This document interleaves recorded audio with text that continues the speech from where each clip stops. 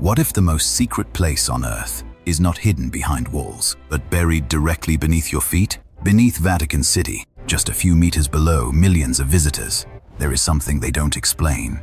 An entire ancient city, perfectly preserved, sealed in darkness for over 1,500 years. And that's only the beginning, because deeper down, they found bones wrapped in gold, a tomb that shouldn't be empty, but is, and images that could change what we know about early Christianity. So what is really hidden beneath the Vatican? And why was it buried? On purpose. In this video, we're going down, layer by layer, into a place that was never meant to be seen again.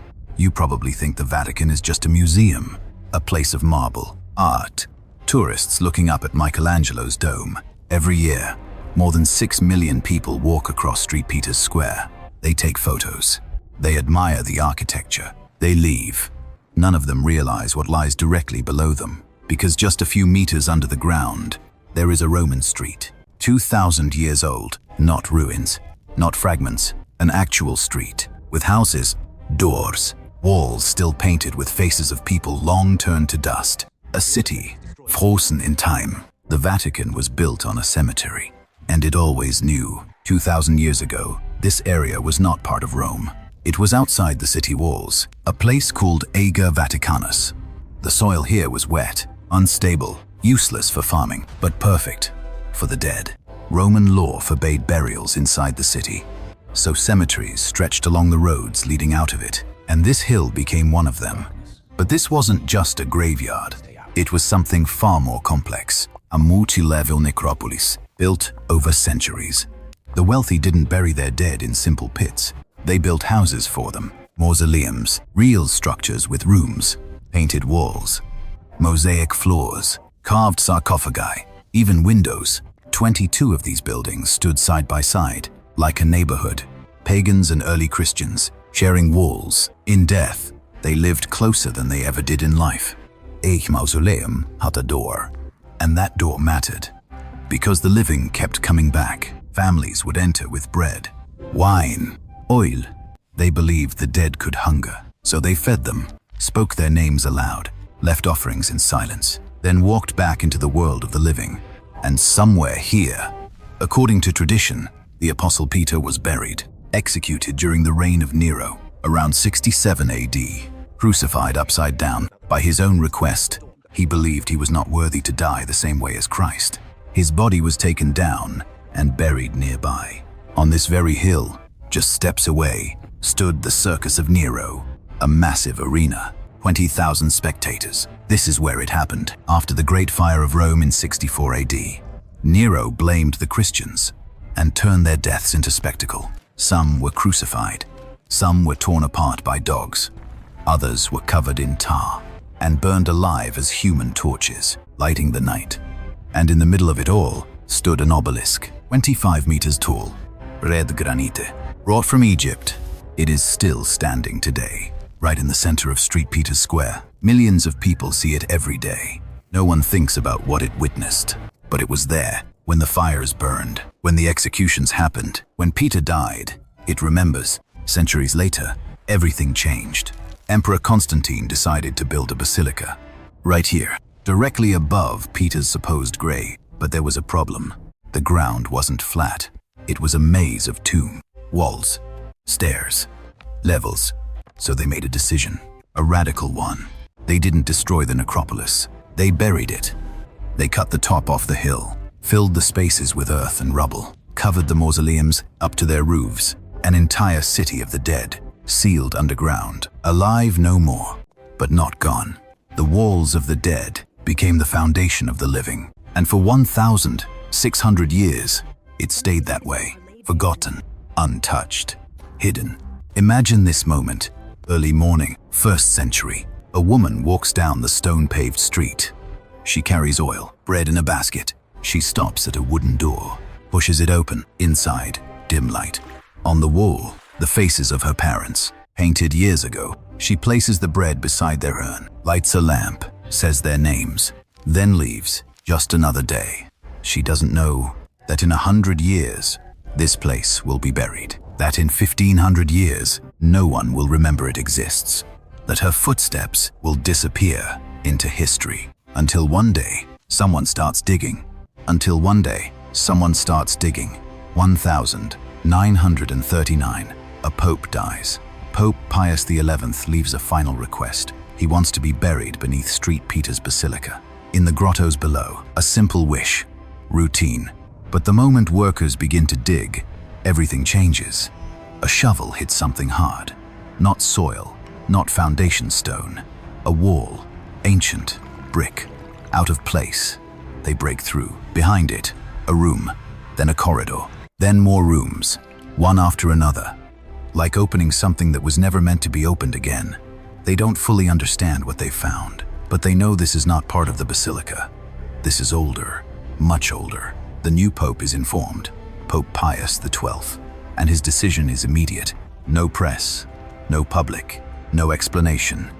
Excavation continues, in complete secrecy, because the risk is enormous. If they find the tomb of Peter, it confirms everything. But if they find something that shouldn't be there, something still unexplained, something they don't explain, it could change what we know about history itself. So they dig, quietly, carefully, for 10 years, from 1940 to 1950, in narrow underground tunnels, air thick with dust, walls unstable, every step dangerous, every movement calculated. The workers are chosen personally, trusted, silent. They don't speak about what they see. They don't ask questions. They just keep digging. And the dirt they remove is taken out only at night, so no one above notices, because above them, the world is collapsing. World War II is unfolding. Explosions, occupation, fear.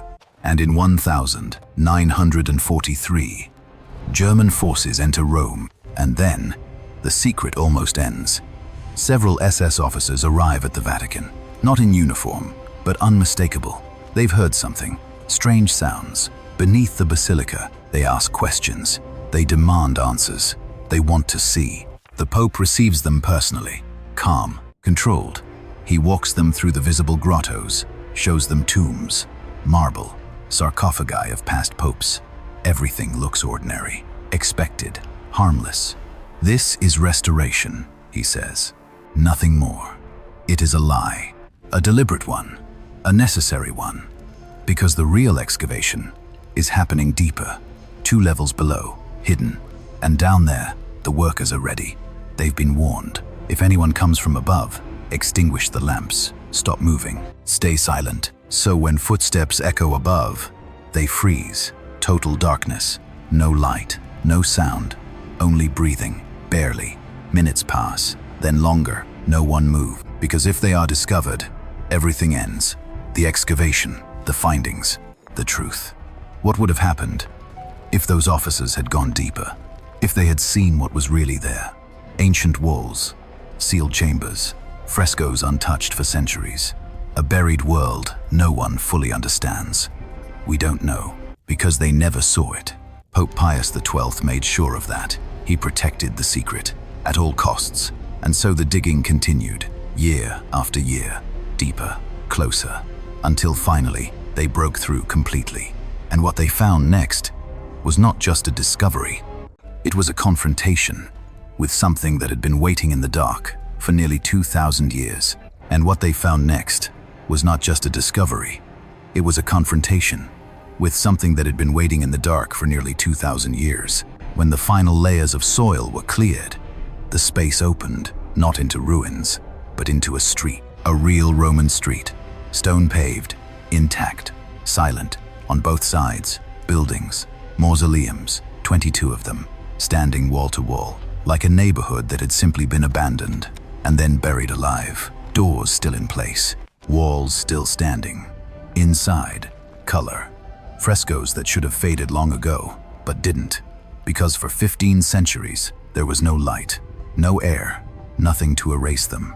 When the first hole was made and a beam of light entered, the archaeologists froze. They were not looking at ruins, they were looking at faces, painted 2,000 years ago, still vivid, still watching. A woman with the hairstyle of a Roman matron, a man in a toga with an inscription, Gaius Valerius Hermes, lived 62 years. A child, holding a small dog. These were not artifacts. They were people, preserved in silence, waiting. The archaeologists later said, "This did not feel like discovery. It felt like meeting, and then something else, something smaller, but far more unsettling." In one of the mausoleums, they found a child's sarcophagus. Inside, the remains of a girl, 10, maybe 12 years old. On the lid, an inscription, "To the sweetest daughter, who lived too little." Next to her, a toy, a small clay doll, with jointed arms and legs. It had been lying there, beside her, for 2,000 years. One of the archaeologists picked it up, carefully, gently, and then the arms moved. The joints still worked. After 2 millennia, that moment, they said, was the most emotional of the entire excavation. Not gold, not architecture, a toy belonging to a child whose name is lost forever, but whose doll still remembers. And then, the image, the one that changed everything. In another mausoleum, on the ceiling, a mosaic. At first glance, it looks familiar, a figure in a chariot, surrounded by light, driving across the sky. But then, they look closer. It is not a pagan god, not exactly. It is Christ, young, beardless, radiant, like the sun, a figure almost identical to Helios, or Apollo, dated to the 2nd century. One of the earliest known images of Christ in existence, and it raises a question no one fully understands. How did the first Christians see him? As something entirely new, or as a transformation of what came before? The image suggests the answer. Not a break, but a transition. But this is not how Christ would be remembered. Centuries later, the church moved away from these parallels. The sun god imagery, too close to pagan beliefs, too familiar, too dangerous. And so, a new image replaced it. The bearded figure, the halo, the one we recognize today, and this earlier version was left behind. Hidden, buried beneath the altar, unseen for 16 centuries. In the same necropolis, another contrast appears, a Christian mausoleum belonging to the Julii family. On its walls, familiar symbols, Jonah emerging from the whale, the Good Shepherd carrying a lamb, early Christian imagery. But just beyond its wall, less than a meter away, another tomb, pagan, decorated with Mercury, Apollo, Dionysus, 2 worlds, separated by a single wall, sharing the same ground, the same silence, the same fate. This is what Rome really was, not a single belief, but layers, intertwined, overlapping, becoming something new. And yet, all of this was not the main objective, because the excavation had one purpose above all: to find a tomb, the tomb of Peter. As the archaeologists moved along the buried street, they noticed something strange. All the mausoleums were oriented toward a single point, a precise location, directly beneath the main altar of the basilica. And at that spot, there was no mausoleum, only rough stone, a simple structure, different from everything else. Ancient sources had mentioned it, a monument called the Trophy of Gaius, said to mark the grave of Peter. Beneath it, they found a burial, a cavity in the ground, lined with bricks. They opened it. It was empty. 10 years of excavation, and nothing, just an empty grave. When the report reached Pope Pius XII, he disappeared from public view for days. It seemed like the search had failed, a dead end, but someone noticed something others had missed. A detail, small, easy to ignore, but everything changed because of it. And what it revealed would reopen the question that no one could answer. Where are the bones of Peter? But someone noticed something others had missed. A detail, small, easy to ignore, but everything changed because of it. Among the people working on the excavation, there was an epigraphist, Margherita Guarducci, a specialist in ancient inscriptions. She wasn't looking for bones. She was reading walls, and near the supposed tomb, she saw something. A niche, small, hidden in the side wall, sealed, overlooked. Inside, bones, wrapped in cloth, not ordinary cloth, fabric woven with gold threads, carefully placed, protected, preserved. The bones belonged to a man, elderly, 60, maybe 70 years old, strong build. And then another detail, soil, traces of earth still clinging to them. When analyzed, It matched the soil from the empty grave below the monument, which meant only one thing. These bones had once been there, in the grave, and at some point, they were removed, moved, hidden, protected. But why? And by whom? And then, the writing, scratched into the wall nearby, faint, in Greek, almost invisible. Guarducci studied it, carefully, patiently, and then she read it. Petros, Eni. Peter is here, not a decoration, not a later addition, a message. Left intentionally, a marker, a claim. She published her findings in 1952. But the reaction was silence. For 16 years, nothing official. Until finally, in 1968, Pope Paul VI stepped forward and made a statement. The relics of the Apostle Peter have been identified. The room went silent. Journalists asked again. To be sure, he repeated it. But then, he added something else. There is no absolute proof, no inscription directly on the bones, no way to test DNA, only evidence, context, location, coincidence, or truth. And that is where it remains. For believers, this is the grave of the man who founded the church. For skeptics, it is a compelling theory, but nothing more. The truth lies buried, literally, with the one person who could confirm it. And yet, even this is not the deepest level, because beneath the basilica, there is more.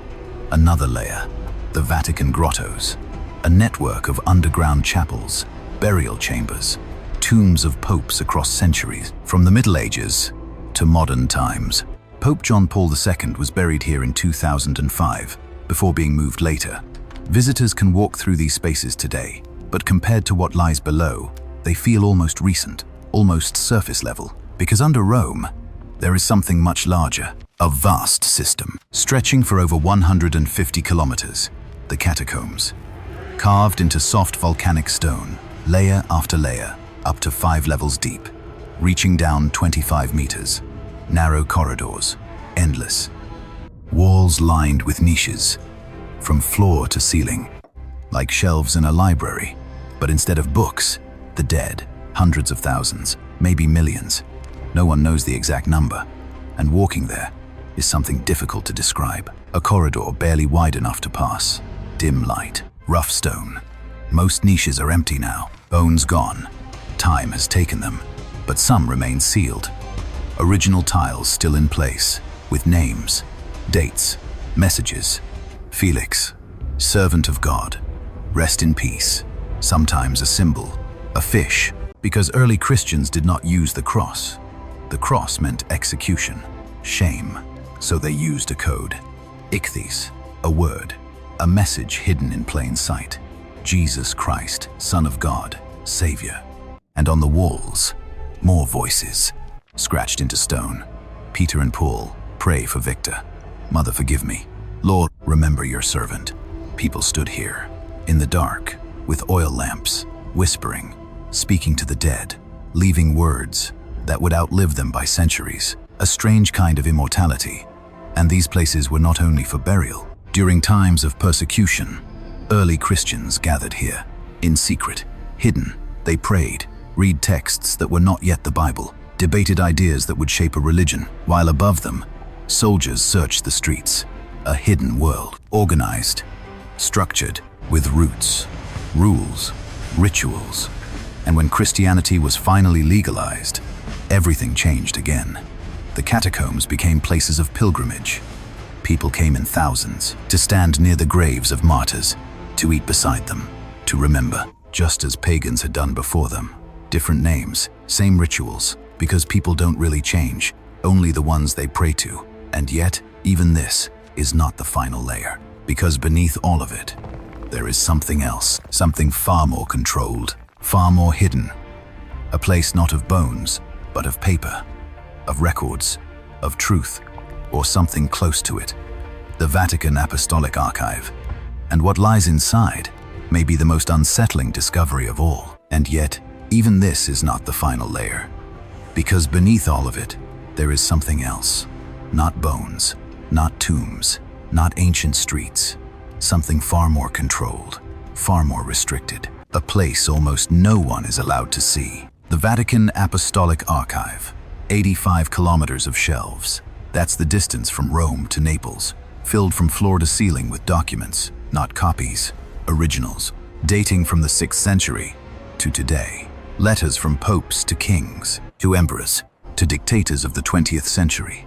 Records of the Inquisition, interrogations, confessions, sentences, appeals written by people moments before execution, the trial of Galileo Galilei, the man forced to deny that the earth moves around the Sunday, a letter from Henry VIII asking for a divorce, a refusal that triggered the English Reformation, a letter from Marie Antoinette written from prison days before her execution, a decree from Pope Leo X threatening to excommunicate Martin Luther, a document that split Western Christianity in two. Even a letter from Michelangelo complaining he had not been paid for his work on the Sistine Chapel. History, not as we learn it, but as it was written, stored, hidden. But among all of this, one document stood out, discovered only in 2001, after centuries of silence. The Chinon parchment, a record of a secret investigation, 14th century.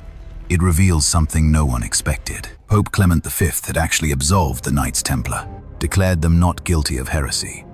But then he gave in to pressure from Philip IV of France. The order was destroyed anyway.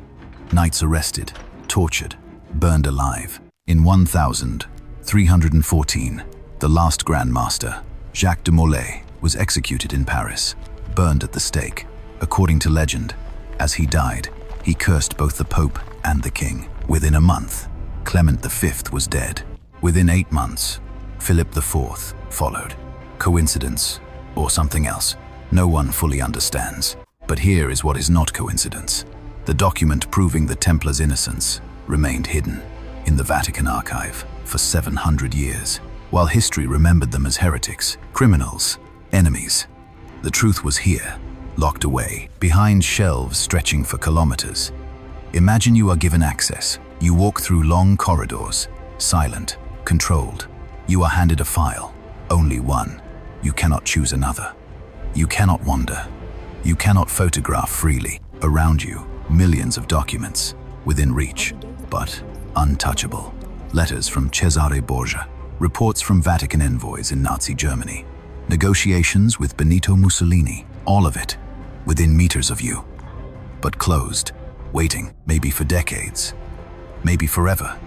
Access is strictly limited. Scholars must apply, justify their purpose, receive approval, and even then, they see only what they asked for, nothing more. Some sections are completely sealed, especially documents from the last 75 years. What they contain, no one knows, except a few. In 2019, the Vatican changed the name from Secret Archive to Apostolic Archive to reduce speculation. But the mystery didn't disappear, because the mystery is not in the name, it's in the scale. 85 kilometers is only what is known. How much remains behind closed doors is never fully stated.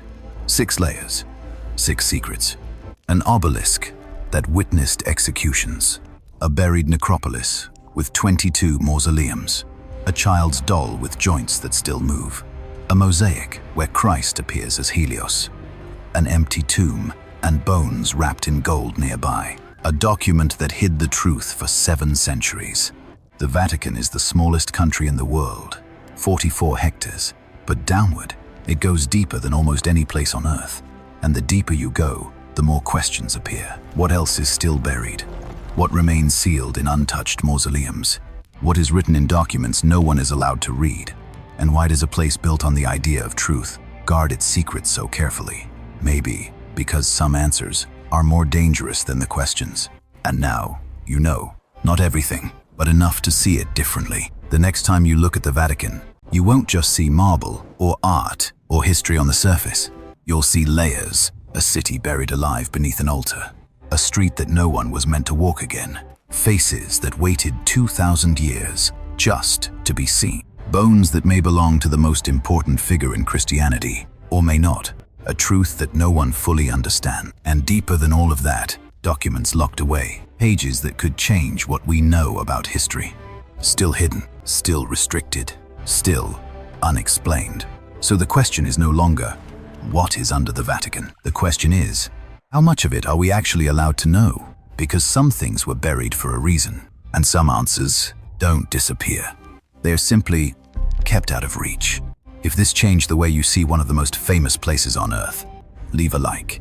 That's the only way this story reaches further. Subscribe if you want to go deeper, because there are places even more hidden than this, and stories the world still hasn't uncovered. And before you go, if you had access to the Vatican archive, just one file, what would you choose to open first?